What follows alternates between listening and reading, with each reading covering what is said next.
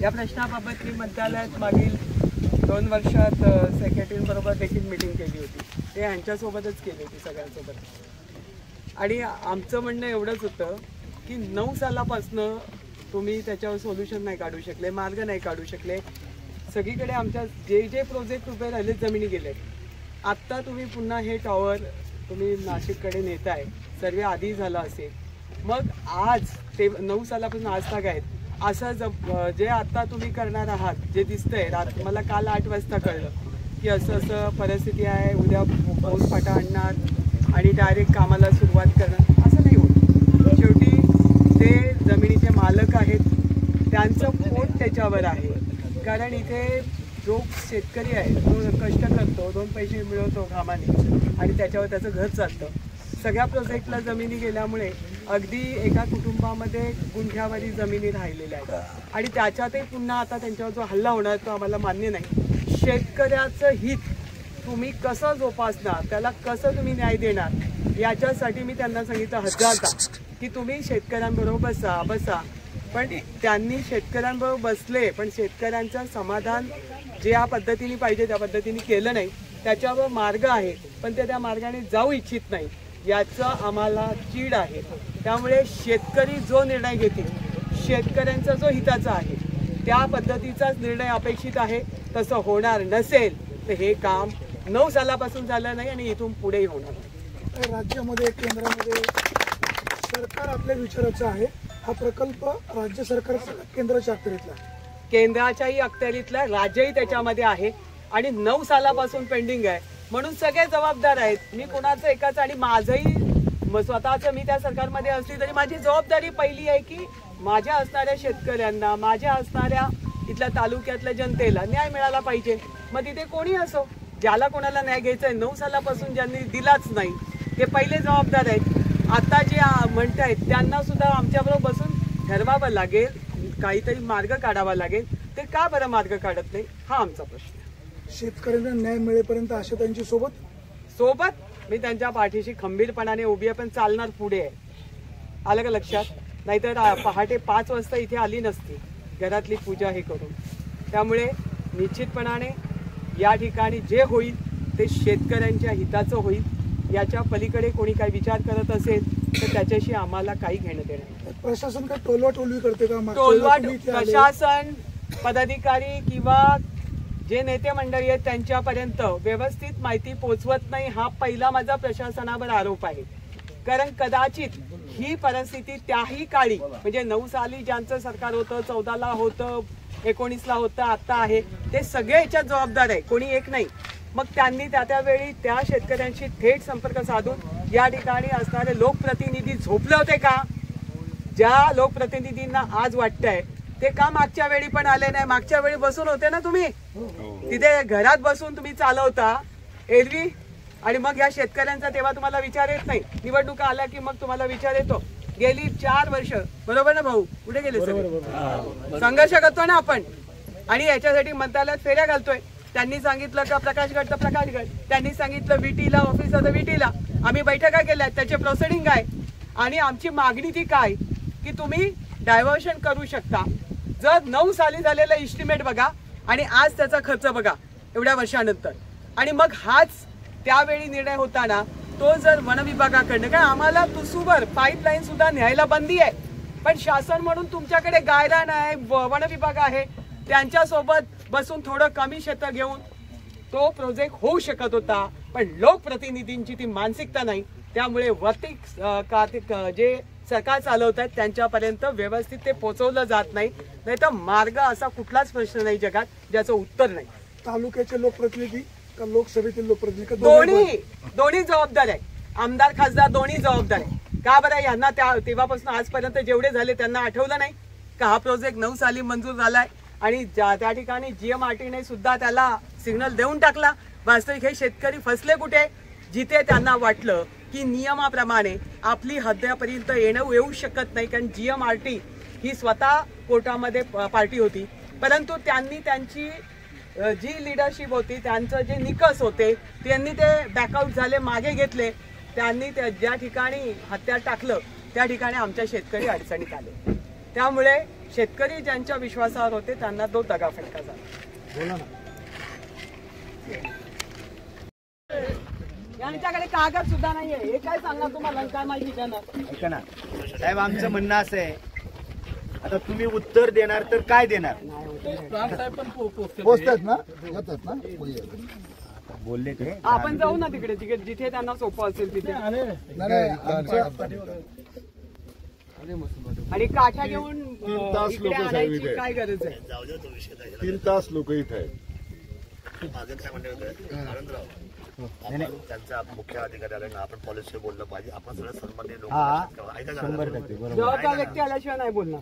हा अधिकारी झाले. अधिकाऱ्याशिवाय नाही बोलणार. ज्याच्या हातात कागदच नाही त्याच्याशी काय बोलायचं? हे काय वेड्यांची शाव आहे काय? नाही बरं का साहेब, दुसरं एक आमचं म्हणणं असेल, आपल्याला जुन्नर माहिती आहे साहेब, आपल्यासाठी गणपतीच्या काळामध्ये हे नाही घडायला पाहिजे. आमचं साधं म्हणणं आहे, गणपतीचा उत्सव चाललाय, गावं आमची 4 ठिकाणी आपल्यालाही बंदोबस्त लावायला लागतो. सेन्सिटिव्ह गाव जुन्नर तालुक्यात गणपतीत तुम्हीच बंदोबस्त लावता, म्हणजे तुम्हाला माणसांची किंवा कर्मचाऱ्यांची कमतरता आहे. आणि अशामध्ये तुम्ही वरती कळवायला पाहिजे होतं का? तुम्ही तुमचं देखील ऐकलं गेलं नाही. आम्हाला तेच प्रश्न पडलाय की गणपतीच्या काळात तुम्हाला इतका त्रास आहे, एवढा ताफा येतो कसा? दुर्दैव आहे ना. आम्हाला असं वाटतं की तुम्ही पण त्याच्यात सहभागी आहात काय? ऐका ना, म्हणजे आमचं तेच म्हणणं आहे ना, गणपतीला तुम्हाला बंदोबस्त द्यायला तुमचे नागिनो येतात. आम्ही नारंगावला विचारलं काय भानगड झाली, तर ते म्हणतात आमच्याकडे पोलीस बंदोबस्तच नाही. बंदोबस्ताला लोक गणपतीला राजुरीला लावली, जुन्नरला लावली, नारंगावला, आणि अचानक इतका मोठा बंदोबस्त उपलब्ध होतो कसा? हा आम्हाला प्रश्न पडला खरं. ही दुर्दैवी गोष्ट आहे. गणपतीच्या नंतर वगैरे ठीक होतं, आता सध्याच्या घडीला कसं घडले काही कळत नाही. हे जे शेतकरी आहेत ना, त्याच्यामध्ये हा प्रतिनिधी करणारा जीवन भाऊ तोच विषय आहे. कालपासून इतक्या दिवस आपण नव्हतं थांबलोच माहिती. आहे साहेब. का काय वेगळं आहे? गणपतीनंतर विसर्जनानंतर वगैरे ठीक होतं, पण आता या सेन्सिटिव्ह परिस्थितीमध्ये तुमच्यावरही ताण. आमचं गणपती बाप्पा, आमच्या डोक्यातला गणपती बाप्पा निघून जाऊन तुम्हीच आमच्या डोक्यात बसणार, हे दुर्दैव आहे ना. पण काय गरज आहे? आम्ही मिटिंगा घेऊन दादा, मिटिंगा घेऊन त्यांनी, म्हणजे तोच विषय आहे ना, तोच विषय. नाही, हे आंदोलन पूर्वीपासून सनदशीर मार्गाने चालू असताना अशा प्रकारची घाईगडबड प्रशासन करतंय कशासाठी? आणि याच्या पाठीमागे कोण आहे? आणि आता सुद्धा पोलीस कॉन्स्टेबल काठ्या घेऊन आहेत. मी आता बघितलं, तेवढी नजर तर आमची पण तेच आहे. 1 मिनिट, तो एक वर्दीचा भाग आहे. लुटीवरती काठी घेऊन 5 पिंजरा आहेत ना आळे फाटे. ऐका ना, ऐका जो काय बंदोबस्त आला आहे त्यांनी मागणी केली त्याप्रमाणे पोलीस प्रशासनाने तो बंदोबस्त दिलेला आहे. तर त्याच्यातून आता लोकप्रतिनिधी आपण आहात सगळे, त्याच्यातून तोडगा काय निघतो याच्यावरती डिपेंड तुम्हाला मागच्या वेळेला जबाबदार व्यक्ती पाहिजे नाही ते. साहेब मागच्या वेळेला होते ना, समजा नवीन माणूस असताना गोष्ट वेगळी आहे ना. चर्चा केली का? शेतकऱ्यांना विचारलं का? नाही, बोलू दे त्यांना, थांबू नका. शेतकरी मी स्वतः दादा शेतकरी एक माझं पण शेतातून टावर दिलंय. शेतकऱ्यांचा विचार घेतला का? परत तुम्ही हे केलं तर, काम चालू केलं तर. तुमच्याकडे मागू, तुम्ही आम्हाला देणार का? नाही देती. शेतकऱ्यांसाठी काय? गणपती बंदोबस्त दिला एवढा मोठा. पण देऊ, आणि हा बंदोबस्त दिला. तुम्ही काय आमचे दुश्मन नाही आहेत. ऐकून घ्या, कायदा व सुव्यवस्थेचा प्रश्न राहावा म्हणून तो बंदोबस्त दिलेला आहे. तो बंदोबस्त स्टँड बाय आहे. ऐकून घ्या, आता प्रांत साहेब येत आहेत, त्याचप्रमाणे त्यांचे काही अधिकारी वगैरे येत आहेत, आणि तिथून त्याच्यातून तोडगा निघेल. त्यांनी सांगितलं की या तारखेला आम्हाला करायचं म्हणून बंदोबस्त दिला. आमचं म्हणणं साहेब, ऑब्जेक्शन याच गोष्टीला आहे, साधं आहे. तुमच्यावर आमचा आरोप नाही, पण ज्यावेळेला आपल्याकडे बंदोबस्त मागितला जातो, आमची भाबडी अपेक्षा ही की आता गणपतीचा माहोल आहे, आम्हाला कर्मचारी प्रत्येक गावात लावायला लागतात, तर तुम्ही तुमच्याकडून हे जायला पाहिजे होतं की गणपतीचा कालावधी जाऊ द्या, हे आमचं म्हणणं. या संदर्भामध्ये चर्चा पण झाली होती, परंतु त्यांचं असं म्हणणं होतं की काम करायचं आहे, तुम्ही कुठल्याही परिस्थितीत आम्हाला बंदोबस्त द्या. साहेब कुणाचं पेशंट आहे? प्रेशर आहे का नाहीये हे मला काय माहिती नाहीये. माझ्याकडे बंदोबस्त आला वरिष्ठांकडून. साहेबांना अजिबात डिस्टर्ब करू नका, त्यांचा रोलच नाहीये. त्यांना सांगितलं ते उभे राहणार आहेत, पण ज्यांचा रोल आहे ते न आल्यामुळे इथे चिडाचिड होणार. नाही, बोलवले जॉईन झाला. हायकोर्टामध्ये यांनी दाखल केलं. सायक्रिडेड इंजिनियर आणि एक्झिक्युटिव्ह इंजिनियर ह्या ज्या महापरीक्षांची आहेत ते सुद्धा इथे येत आहे. साहेब आमच्या एकातरी शेतकऱ्यांना नोटीस आहे का? पाहा ना, अनलिगली कामाला तुम्ही पोलीस प्रोटेक्शन देता, अनलिगली कामाला पोलीस प्रोटेक्शन देताय तुम्ही. 12 दिवसापूर्वी एक मीटिंग झाली होती प्रांत ऑफिसला, पण त्याच्यात जबाबदारी घेतायत का प्रांत साहेब सुद्धा किंवा तहसीलदार साहेब सुद्धा? कोण जबाबदारी घेतय का? जबाबदारी कोणी घेतय का? एक मिनिट प्रांत ऑफिसला मीटिंग झाली साहेब, परंतु त्याच्यानंतर आपण न्यायालयात गेलोय ना. तुम्ही न्यायालयाच्या आदेशाची तरी वाट पहा. तो जर आमच्या विरोधात जाणार असेल हायकोर्टचा निर्णय, आम्ही ते मान्य करू ना. किंवा साहेब तुमचं एवढं सणासुदीच्या काळात जर अशा पद्धतीने जर यांचा हेतू दिसत नाही प्रॉपर, कुठे चुकीचं आहे. कुठे आपण अशा प्रकारे जर बंदोबस्त आणि अशा प्रकारे गोष्टी जर घडत असतील तर त्या शेतकऱ्यांवर अन्याय करणारे आहेत. आणि कोर्टाला सांगायचं तारीख पे तारीख द्या आणि शेतकऱ्यांच्यावर अन्याय करा, पळवाट काढून प्रशासन काम करतंय. म्हणतात तो मुद्दा एका नोटीस नाही का काय नाही, तुम्ही direct प्रोटेक्शन कायद्याच्या पळवाटा काढून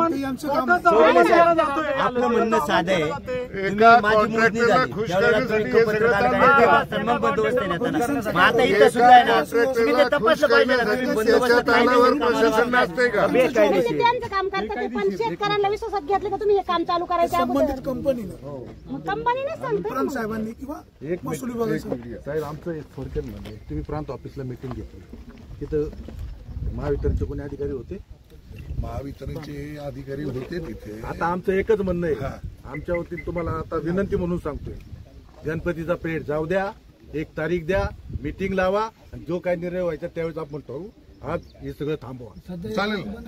आणि शेतकऱ्यांना मीटिंगला घ्या, नुसतं शेतकऱ्यांना घेता तुम्ही मीटिंग करणार साईटवर घ्या, 4 भिंतीच्या आत मीटिंग घेऊ नका. शेतकऱ्याला तुम्ही विचारतच घेत नाहीत. चालेल ना. आता ते इंजिनियर वगैरे येतात. एक तारीख प्रश्न असा आहे शेळके साहेब, तुम्हाला असं वाटेल की मी तालुक्याचा तहसीलदार म्हणून इथे आलो, बरोबर? आणि मला असं वाटतंय की जर 9 सालापासून हा प्रश्न पेंडिंग आहे. किती? 9 साल ते आज 24, किती वर्ष झाली? किती वर्ष? 15 वर्षात जे होऊ शकलं नाही ते तुम्ही सणासुदीचं एका दिवसातच लागले करायला, आणि ते सुद्धा कुणालाही काही न सांगता.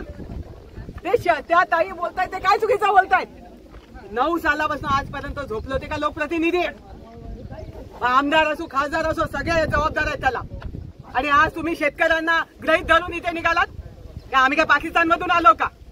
या म्हणाव तुम्ही कसं काम होतं ते. शेतकऱ्याची